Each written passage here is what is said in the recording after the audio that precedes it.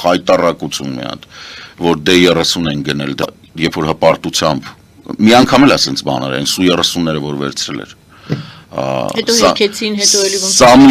Сами лучшие истребители в мире, անձամբ եմ լսել, նստել էր մեջը, ասում էր Сами лучшие истребители в мире։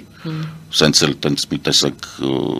քաղաքենիական ակցենտով։ Հիմա էլ D30-ը առնում։ Բացատրում եմ, այսօրվա պատերազմը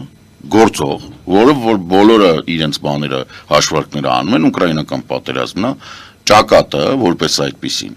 ինքը կոչվում է kill zone եւ ինքը ունի 15 կիլոմետր խորություն։ Երկու կողմերի համար։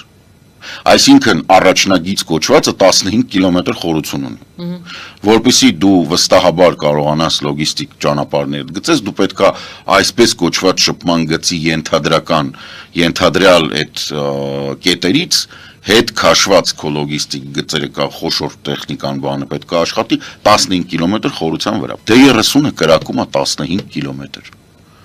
Այսինքն որպեսզի դու D30-ով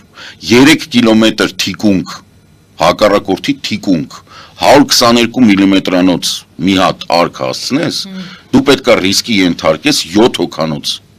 7 հոգի,